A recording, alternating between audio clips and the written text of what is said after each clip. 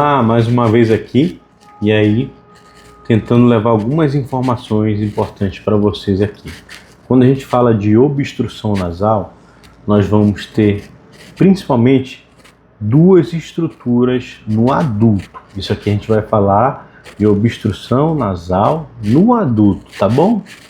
Quais são as duas principais estruturas que podem provocar a obstrução nasal no adulto? Então, eu vou pegar um modelo anatômico aqui, para vocês terem uma ideia.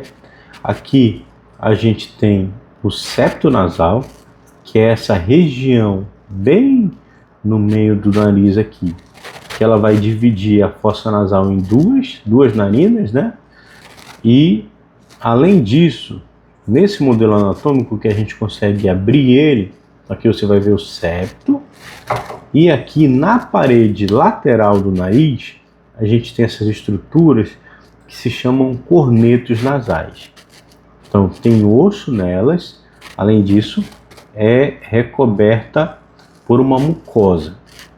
Então, nós temos o corneto nasal inferior, corneto nasal médio e o corneto nasal superior. Em alguns casos, o corneto nasal supremo, lá bem na pontinha.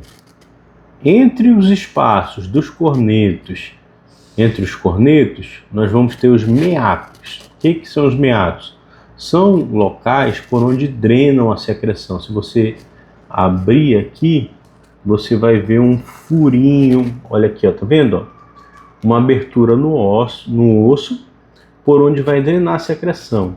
Quando a gente olha aqui do outro lado, então esse é o seio maxilar. Se você olhar com atenção, você vai ver um buraquinho bem aqui, que é por onde drena. E pode reparar que ele está bem superior. Então, ele não é naturalmente uma região de drenagem, porque se você coloca um líquido e fica em pé, a região mais inferior, que seria a região natural de drenagem. Imagina, você está no chuveiro, a sua queda, seu desnivelamento tem que ser para a região mais baixa, por onde vai escorrer a água. O que não acontece com o muco que é produzido aqui.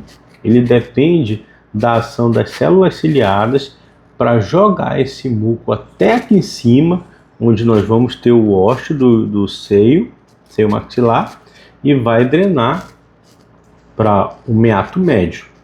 Então, no meato médio, temos a drenagem de alguns seios da face, e no meato superior, temos a drenagem de outros seios da face, como por exemplo, aqui no modelo anatômico a gente vai ver esses seios da face aqui, que são os etimoidais. Temos as células etimoidais anteriores, células etimoidais posteriores.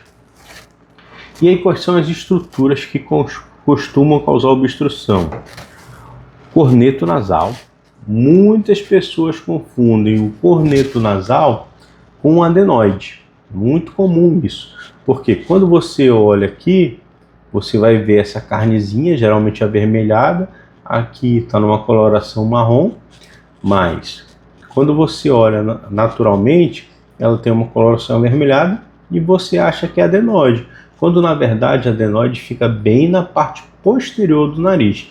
Você não consegue enxergar ela num exame físico tradicional. Precisa de um exame que vai com a câmera até lá no fundo para ver o que está obstruindo.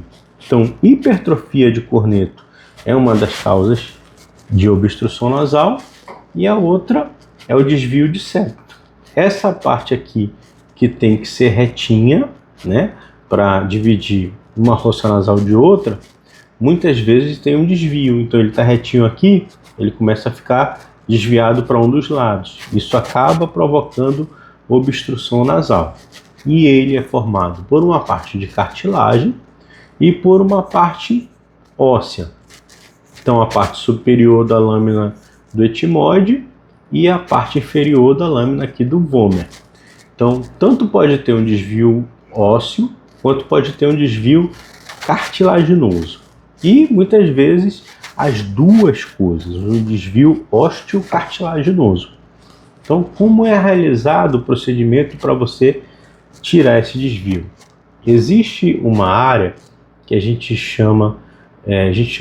precisa preservar. que é esse Lzinho aqui, ó, na parte anterior do septo nasal e na parte superior do septo nasal, né?